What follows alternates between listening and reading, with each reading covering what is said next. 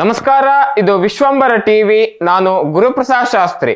Prime guest ಕಾರ್ಯಕ್ರಮಕ್ಕೆ ಸ್ವಾಗತ. ಇವತ್ತು ನಮ್ಮ ಜೊತೆಗಿದ್ದಾರೆ ಶ್ರೀ ನಾಗರಾಜ್ ಗಾಂವ್ಕರ್. ಇವರು ಮೂಲತಃ ಕುಮಟಾ ತಾಲೂಕಿನ ನಾಡು ಮಾಸ್ಕರಿಯವರು. ಪ್ರಸ್ತುತ ಶಿರಸಿಯಲ್ಲಿ ನೆಲೆಸಿರುವ ಇವರು ಸರ್ಕಾರಿ ಪದವಿ ಪೂರ್ವ ಕಾಲೇಜು ಕೊಳಗಿವಿಸ್ನಲ್ಲಿ ಸೇವೆಯನ್ನು ಸಲ್ಲಿಸಿ ಪ್ರಾಚಾರ್ಯರಾಗಿ ಸೇವೆಯನ್ನು ಸಲ್ಲಿಸಿ ಇದೀಗ ನಿವೃತ್ತರಾಗಿದ್ದಾರೆ. ಕಾರ್ಯಕ್ರಮಕ್ಕೆ ಆತ್ಮೀಯ ಸ್ವಾಗತ. ನಮಸ್ತೆ ಸರ್. ನಮಸ್ತೆ. ನಮಸ್ಕಾರ. ನಮಸ್ಕಾರ. ಪ್ರಿಯ ವೀಕ್ಷಕರೇ, ಈ ವಿಡಿಯೋನ ನೋಡೋದಕ್ಕೂ ಮೊದಲು ನಮ್ಮ ಚಾನೆಲ್ ಅನ್ನ ಇನ್ನು ಸಬ್ಸ್ಕ್ರೈಬ್ ಮಾಡ್ಕೊಂಡಿಲ್ಲ ಆದ್ರೆ ತಕ್ಷಣವೇ ಸಬ್ಸ್ಕ್ರೈಬ್ ಮಾಡ್ಕೊಳ್ಳಿ. ಹಾಗೆ ವಿಡಿಯೋ ಇಷ್ಟ ಆಗಿದ್ರೆ ಶೇರ್ ಮಾಡಿ. ಸರ್, ತಾವು ಮೂಲತಃ ಕುಮಟಾ ತಾಲೂಕಿನ ನಾಡು ಮಾಸ್ಕರಿಯವರು. ಹೌದು. ನಮ್ಮ ರಾಜ್ಯದ ಮಂಡ್ಯ ಸೇರಿದಂತೆ ಸಾಕಷ್ಟು ಜಿಲ್ಲೆಗಳಲ್ಲಿ ಕೆಲಸವನ್ನು ಪದವಿ ಪೂರ್ವ ಕಾಲೇಜಿನಲ್ಲಿ ಶಿಕ್ಷಕರಾಗಿ ಪ್ರಾಚಾರ್ಯರಾಗಿ 33 ವರ್ಷಗಳ ಕಾಲ ಸುದೀರ್ಘ ಒಂದು ಸೇವೆಯನ್ನು ಸಲ್ಲಿಸಿ ಇದೀಗ ಡಿಸೆಂಬರ್ 31, 2024 ತಾವು ನಿವೃತ್ತರಾಗಿದ್ದೀರಿ. 1993ರಿಂದ ಆರಂಭ ಆದಂಥ ನಿಮ್ಮ ಒಂದು ಶೈಕ್ಷಣಿಕ ಬದುಕಿನ ವೃತ್ತಿ ಜೀವನ ಈಗ 2024ರಲ್ಲಿ ನೀವು ಪ್ರಾಚಾರ್ಯರಾಗಿ ನಿವೃತ್ತಿ ಆಗೋದ್ರ ಮೂಲಕ ಆಗಿದೆ. ಇದರ ಒಂದು ಸುದೀರ್ಘ ಪಯಣದ ಬಗ್ಗೆ ತಾವು ಏನು ಹೇಳಲಿಕ್ಕೆ ಬಯಸ್ತೀರಿ? ಸರ್, ನಾನು 1993ರಲ್ಲಿ ನಾನು ಮಂಡ್ಯ ಜಿಲ್ಲೆಯ ಕೃಷ್ಣರಾಜಪೇಟೆಯಲ್ಲಿ ನೇರವಾಗಿ ಉಪನ್ಯಾಸಕನಾಗಿ ಆಯ್ಕೆಯಾದೆ.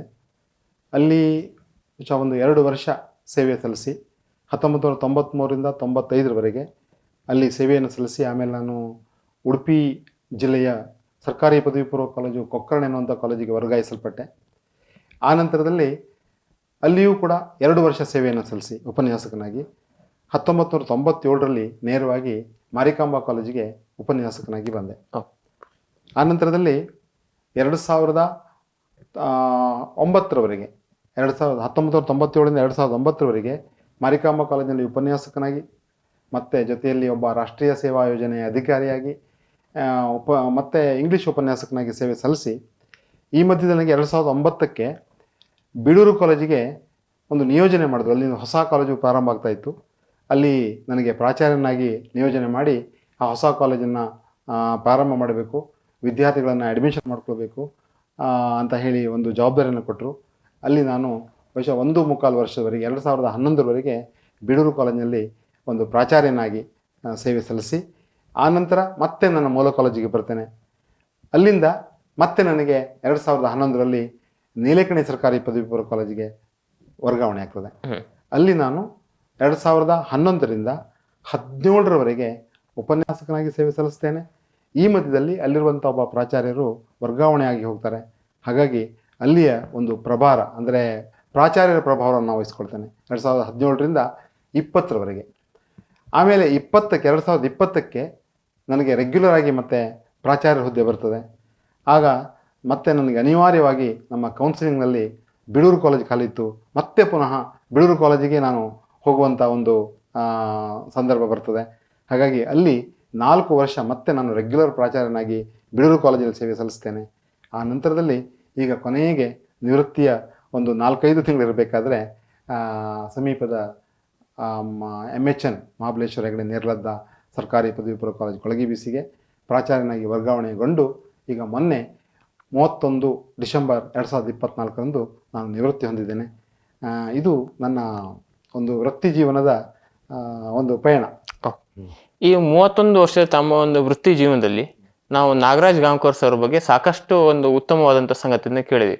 ಒಂದು ಕಾಲೇಜಿನಲ್ಲಿ ತಮ್ಮ ಅವಧಿಯಲ್ಲಿ ತಮಗಿರುವಂಥ ಒಂದು ತಮ್ಮ ಅನುಭವ ಇರ್ಬೋದು ಅಥವಾ ತಮಗಿರುವಂಥ ಒಂದು ವ್ಯಾಪ್ತಿಯಲ್ಲಿ ಸಾಕಷ್ಟು ಹೊಸ ಒಂದು ಸಾಹಸ ಕೈ ಹಾಕೋದ್ರ ಮೂಲಕ ಆ ರಂಗದಲ್ಲಿ ಒಂದು ಯಶಸ್ಸನ್ನು ಗಳಿಸಿದ್ರಿ. ಹೇಳಿ, ಈಗ ನೀವಿರುವಂಥ ಒಂದು ಯಾವುದೋ ಒಂದು ಕಾಲೇಜಿನಲ್ಲಿ ಯಾವ ರೀತಿ ಒಂದು ಹೊಸ ಪ್ರಯೋಗಗಳನ್ನು ಮಾಡಿದ್ರಿ? ಸರ್, ನಾನು 2 ವರ್ಷ ಅಲ್ಲಿ KR ಪೇಟೆಯಲ್ಲಿ ಮಾಡಿದ್ದೇನೆ. ಅಲ್ಲಿ ನನಗೇನು ಮಾಡಲಿಕ್ಕಾಗಿಲ್ಲ. ಆಮೇಲೆ ಉಡುಪಿಗೆ ಹೋದೆ, ಅಲ್ಲೂ 2 ವರ್ಷ. ಆಮೇಲೆ ನೇರವಾಗಿ ಮಾರಿಕಾಂಬಾ ಕಾಲೇಜಿಗೆ 1997ಕ್ಕೆ ಬರ್ತೇನೆ. ಆಗ ಇಲ್ಲಿ ನಮಗೆ ಶೋಭಾದೇವಿ ನಾಯ್ಕ್ ಅಂತ ಒಬ್ಬ ಪ್ರಾಚಾರ್ಯರಿದ್ದರು, ಭಾಳ ಉತ್ತಮವಾದ ಪ್ರಾಚಾರ್ಯರು. ಆ ಸಂದರ್ಭದಲ್ಲಿ ಮಾರಿಕಾಂಬಾ ಕಾಲೇಜಿಗೆ ವಿದ್ಯಾರ್ಥಿಗಳೇ ಬರ್ತಾ ಇರಲಿಲ್ಲ. ಒಂದು ಗೌರ್ಮೆಂಟ್ ಕಾಲೇಜ್ ಅಂತ ಅದನ್ನು ಬೆಳೆಸಿ ಇವತ್ತು ಈ ಮಾರಿಕಾಂಬಾ ಕಾಲೇಜು ಶಿರ್ಸಿ ನಗರದಲ್ಲಿ ಉತ್ತಮವಾದಂಥ ಕಾಲೇಜ್ ಆಗಲಿಕ್ಕೆ ಆ ಶೋಭಾದೇವಿ ನಾಯ್ಕರೇ ಕಾರಣ. ಅವರ ಜೊತೆಯಲ್ಲಿ ಕೆಲಸ ಮಾಡೋದು ನಾನು ಸುಮಾರು 9-10 ವರ್ಷ ಅವ್ರ ಜೊತೆಯಲ್ಲಿ ನಾನು ಕೆಲಸವನ್ನು ಮಾಡಿದೆ. ಆಗ 97-98ರಲ್ಲಿ ಹೊಸದಾಗಿ ರಾಷ್ಟ್ರೀಯ ಸೇವಾ ಯೋಜನೆ ಘಟಕ ಬಂತು ಮಾರಿಕಾಂಬಾ ಕಾಲೇಜಿಗೆ. ಆಗ ಅವರು ಆ ಜವಾಬ್ದಾರಿ ನನಗೆ ಕೊಟ್ಟರು. ಅದರೊಂದು ಪ್ರೋಗ್ರಾಮ್ ಆಫೀಸರ್ ಆಗಿ NSS ಆಫೀಸರ್ ಆಗಿ ನಾನು ಶಿರ್ಸಿ ನಗರದ ಹಲವಾರು ಹಳ್ಳಿಗಳಲ್ಲಿ ನಮ್ಮ ವಿದ್ಯಾರ್ಥಿಗಳ ತಂಡವನ್ನು ಕಟ್ಟಿಕೊಂಡು ವಿಶೇಷ ಶಿಬಿರವನ್ನು ಮಾಡಿದಂಥ ನನಗೆ ನೆನಪಿದೆ.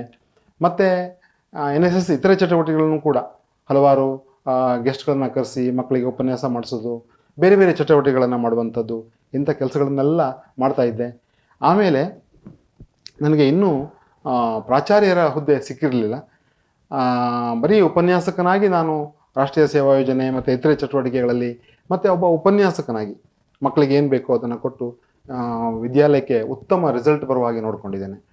ಆ ನಂತರದಲ್ಲಿ ನನಗೆ ಬಿಳೂರು ಕಾಲೇಜಿಗೆ ಒಬ್ಬ ಪ್ರಭಾರಿ ಪ್ರಾಚಾರ್ಯನಾಗಿ 2009ರಲ್ಲಿ ನಾನು ಹೋದೆ. ಅಲ್ಲಿ ಪ್ರಥಮವಾಗಿ ಅದು ಒಂದು ಹೇಳಿಕೇಳಿ ಹಳ್ಳಿ, ಅಂದರೆ ಅದು ಹೆಸರೇ ಹೇಳ್ತದೆ ಬಿಳೂರು ಅಂತ. ಬಡ ಮಕ್ಕಳು, ತೀರಾ ಗ್ರಾಮೀಣ ಪ್ರದೇಶದಿಂದ ಬರುವಂಥವರು. ಪಾಪ ಅವರಿಗೆ ಏನು ಅಲ್ಲಿ ಆ ಕಾಲೇಜ್ ಇಲ್ಲದೇ ಇದ್ದರೆ ಬೇರೆ ಆಪ್ಷನ್ನೇ ಇಲ್ಲ. ಒಂದೇ ಸಿರ್ಸಿಗೆ ಬರ್ಲಿಕ್ಕೆ ಆಗೋದಿಲ್ಲ. ಈಗಿನಾಗೆ ಫ್ರೀ ಬಸ್ಸಿನ ವ್ಯವಸ್ಥೆನೂ ಇರಲಿಲ್ಲ. ಅವಾಗ ಹಣ ಕೊಟ್ಟು ಬರಬೇಕು, ಅಷ್ಟು ದೂರಿಂದ ಬರಲಿಕ್ಕೆ ಆಗ್ತಾ ಇರಲಿಲ್ಲ. ಅವರಿಗೆ ಅಲ್ಲಿ ಒಂದು ವ್ಯವಸ್ಥೆನ ಮಾಡಿ ಒಂದು ಹೊಸ ಕಾಲೇಜನ್ನು ಪ್ರಾರಂಭ ಮಾಡಿದ್ವಿ. ಅಲ್ಲಿ ಸುಮಾರು ಪ್ರಥಮ ವರ್ಷವೇ ಸುಮಾರು 51 ವಿದ್ಯಾರ್ಥಿಗಳು ಫಸ್ಟ್ ಇಯರ್ಗೆ ಅಡ್ಮಿಟ್ ಆದ್ರಲ್ಲಿ. ಓಕೆ. ಆಮೇಲೆ ಒಂದು CBC ಕಮಿಟಿಯನ್ನು ರಚನೆ ಮಾಡಿದೆ. ನನಗೆ ಹೊಸದಾಗಿ ಹೋದಾಗ ಒಂದು ಚೇರನ್ನು ಕೊಟ್ಟಿದ್ರು. ಅಂಥ ಚೇರ್ ಅಂತ ಹೇಳಿದ್ರೆ ಒಂದು ಆ ಕುರ್ಚಿಗೆ ಕೈ ಇರಲಿಲ್ಲ, ಅಂಥ ಚೇರನ್ನು ಒಂದು ಕೊಟ್ಟಿದ್ರು. ನೀವು ಪ್ರಿನ್ಸಿಪಾಲ್ ಅಂತ ಒಂದು ಟೇಬಲ್ ಕೊಟ್ಟಿದ್ರು. ಆ ನಂತರದಲ್ಲಿ ನಾನು ಏನು ಮಾಡಿದೆ ಅಂದರೆ ಆ ಊರವರ ನಾಗರಿಕರ ಒಂದು ಸಭೆಯನ್ನು ಕರೆದು, ನೋಡಿ ನಿಮ್ಮೂರಿಗೆ ಒಂದು ಹೊಸ ಕಾಲೇಜ್ ಬಂದಿದೆ, ನಾವೇನಾದರೂ ಮಾಡೋಣ, ಇದು ನಿಮ್ಮ ಮಕ್ಕಳ ಒಂದು ಭವಿಷ್ಯದ ಪ್ರಶ್ನೆ, ಹಾಗಾಗಿ ಮಕ್ಕಳಿಗೆ ಶಿಕ್ಷಣವನ್ನು ಕೊಡೋಣ ಅಂತ ಹೇಳಿದಾಗ ಆ ಪಾಪ ಊರವರೆಲ್ಲ ಮುಂದೆ ಬಂದು ನನಗೆ ಸಹಕಾರವನ್ನು ಕೊಟ್ಟರು. ಒಂದೇ ತಿಂಗಳಲ್ಲಿ ನಮ್ಮ ಪ್ರಿನ್ಸಿಪಾಲಿಗೆ ಒಂದು ಚೇರ್ ಕೊಡಿಸಿದ್ರು, ಟೇಬಲ್ ಕೊಡಿಸಿದ್ರು. ಆಮೇಲೆ ಕಾಲೇಜಿಗೆ ಬೇಕಾದ ಒಂದು 2-3 ಕಬೋರ್ಡ್ಗಳನ್ನು ಕೊಡಿಸಿದ್ರು. ಅಂದರೆ ಆ ಬಡ ಊರವರಾದರೂ ಕೂಡ ಶಿಕ್ಷಣಕ್ಕೆ ಒತ್ತನ್ನು ಕೊಡುವಂಥ ಜನ. ಹಾಗಾಗಿ ನನಗೆ 2 ವರ್ಷದಲ್ಲಿ ಒಂದು ಒಳ್ಳೆಯ ಕಾಲೇಜಿಗೆ ಒಂದು ಸ್ಟ್ಯಾಂಡನ್ನು ಕೊಟ್ಟೆ. ಹೌದು, ಇದೊಂದು ಕಾಲೇಜು ಅಂತ ಗುರುತಿಸುವ ಹಾಗೆ ಮಾಡಿದೆ. ಈ ಮಧ್ಯದಲ್ಲಿ ನೇರವಾಗಿ ಗೌರ್ಮೆಂಟಿಂದ ಆಯ್ಕೆಯಾದಂಥ ಲೆಕ್ಚರ್ಗಳು ಬಂದುಬಿಟ್ರು. ಆಗ ನಾನು ಅನಿವಾರ್ಯವಾಗಿ ನನ್ನ ಚಾರ್ಜನ್ನು ಅವ್ರಿಗೆ ಕೊಡುವ ಪ್ರಸಂಗ ಬಂತು. ಅವರಿಗೆ ಚಾರ್ಜನ್ನು ಕೊಟ್ಟು ನಾನು ಈ ಕಡೆ ಬಂದೆ. ಆಮೇಲೆ ನಾನು ಮಾರಿಕಾಂಬಾ ಕಾಲೇಜಿಗೆ ಬಂದೆ. ಅಲ್ಲಿಂದ ಮತ್ತೆ ನೀಲೇಕಣಿಗೆ ವರ್ಗಾವಣೆ ಆಯಿತು. ನೀಲೇಕಣಿಗೆ ವರ್ಗಾವಣೆ ಆದ ಮೇಲೂ ಕೂಡ ಅಲ್ಲೂ ನಾನು ಬಿಡಲಿಲ್ಲ. ನನ್ನ ಮತ್ತು ರಾಷ್ಟ್ರೀಯ ಸೇವಾ ಯೋಜನೆ ಘಟಕವನ್ನು ನೀಲೇಕಣಿ ಕಾಲೇಜಿನಲ್ಲಿ ಮತ್ತೆ ಓಪನ್ ಮಾಡಿದೆ.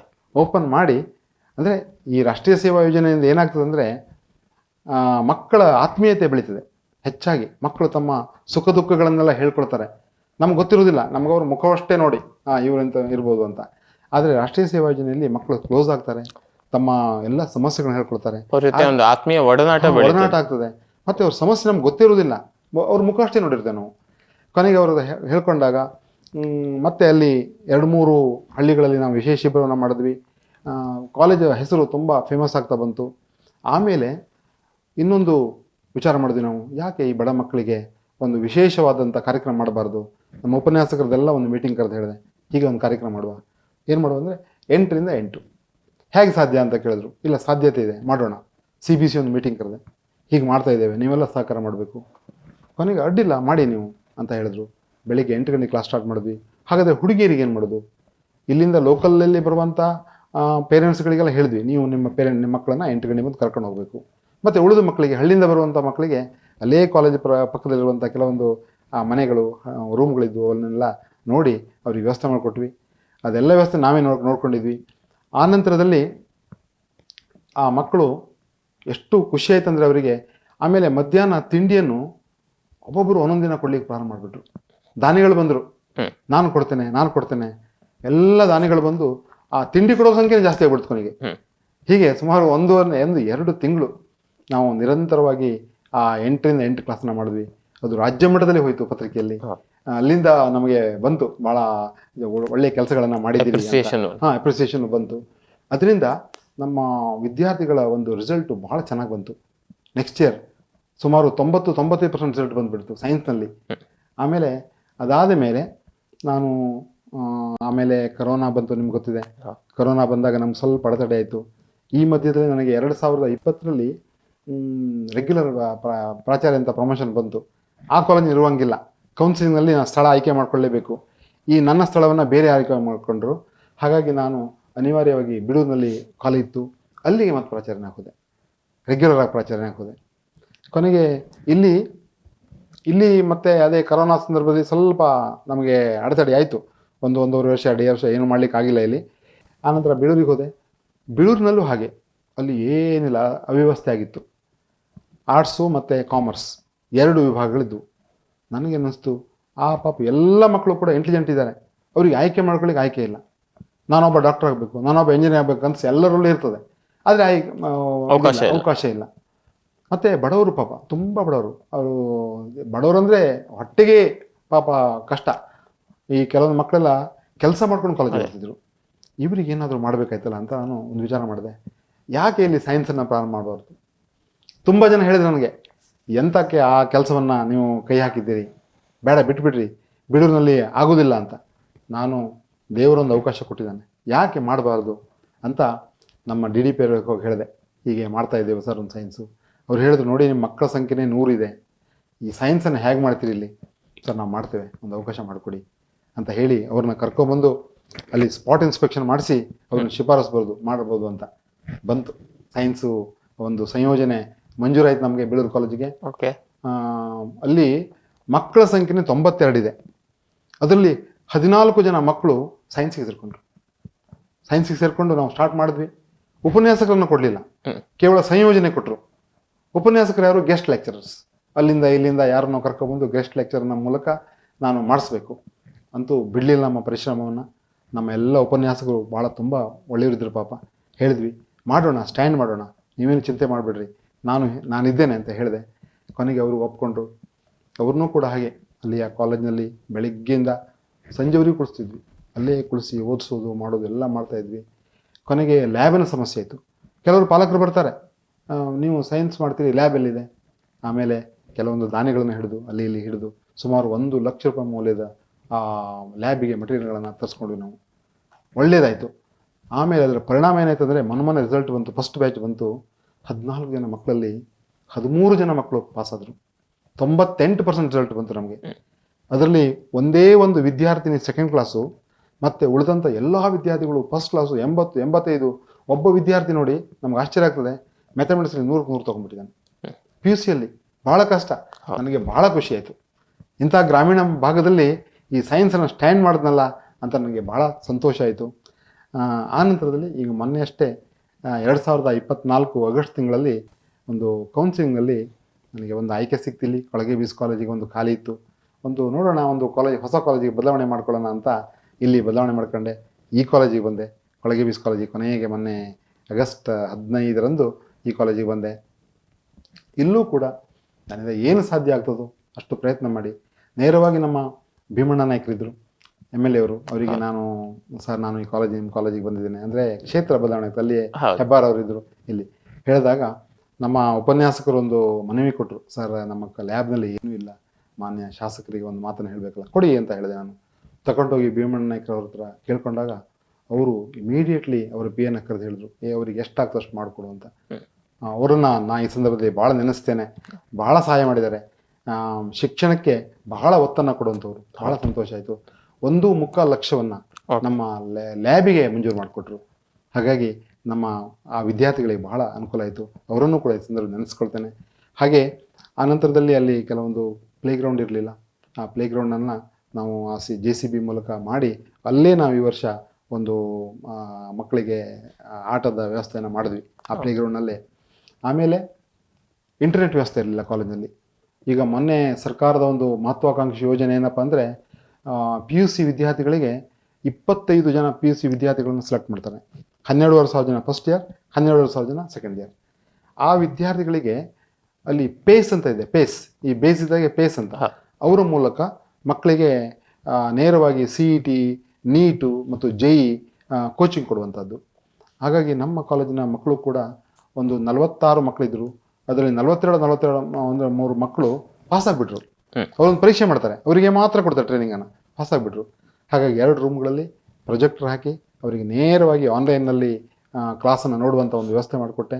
ಇವೆಲ್ಲ ನನಗೆ ತುಂಬ ಸಂತೋಷ ಇದೆ ಸರ್. ನಿಮ್ಮ ದೃಷ್ಟಿಯಲ್ಲಿ ಈಗ ಇವತ್ತಿನ ಮಕ್ಕಳಿಗೆ ಯಾವ ರೀತಿ ಶಿಕ್ಷಣ ಅವಶ್ಯಕತೆ ಇದೆ ಅಥವಾ ದೊರಿಬೇಕು ಅನ್ಸತ್ತೆ? ಅಂದರೆ ಮಕ್ಕಳಿಗೆ ಈಗ ಸರ್ ನೋಡಿ, ಎಲ್ಲ ಡಿಜಿಟಲ್ ಇಂಡಿಯಾ ಆಗಿದೆ.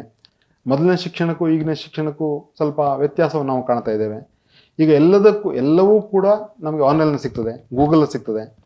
ಹಾಗಂತ ಮಕ್ಕಳು ಮೊಬೈಲನ್ನು ಬಳಸಿ ಕೆಲವೊಂದು ಒಳ್ಳೆಯದು ಆಗಿದೆ, ಕೆಟ್ಟದ್ದು ಆಗಿದೆ.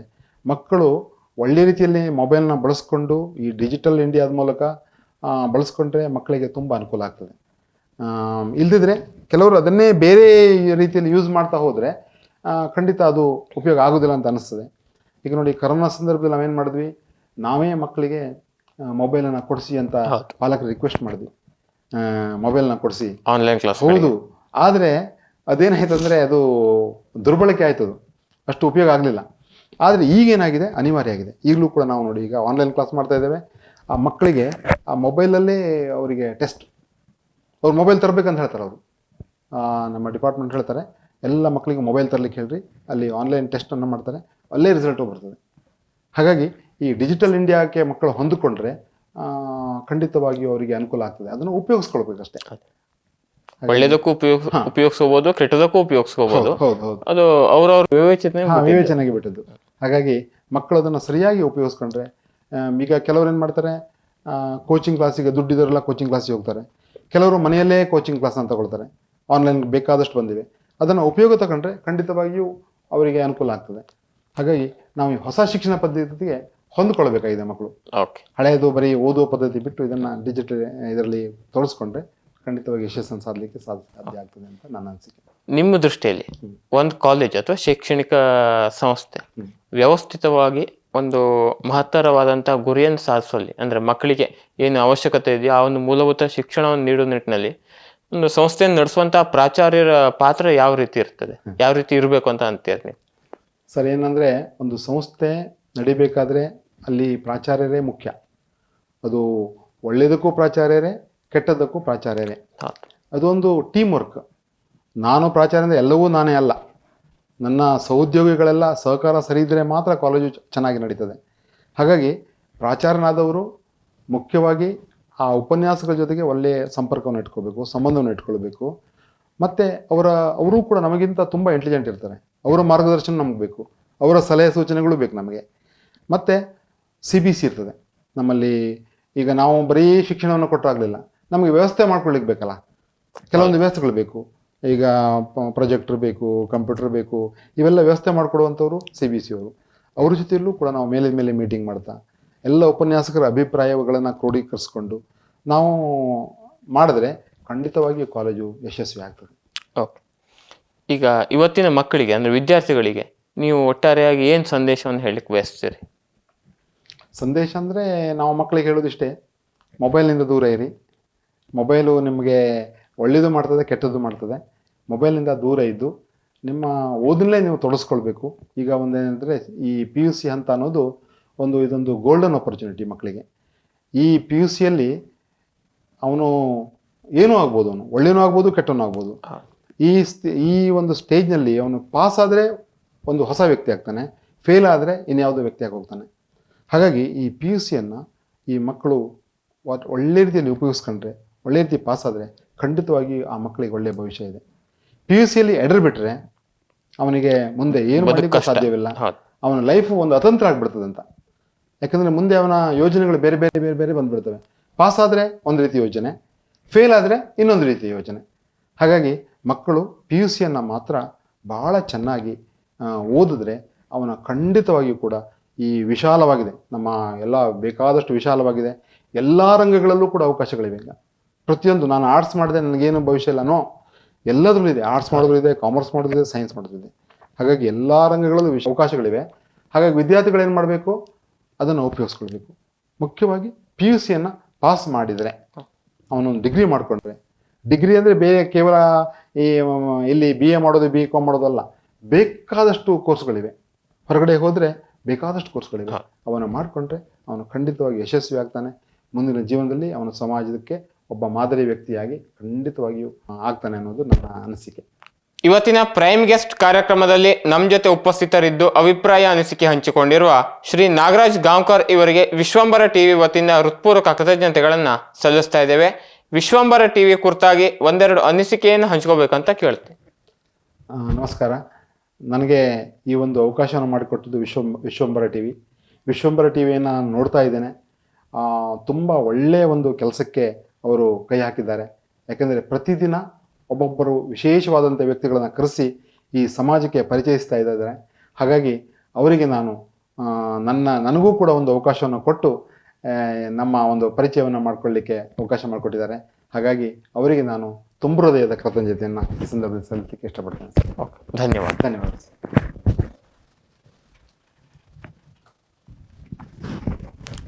ಧನ್ಯವಾದ. Yes sir.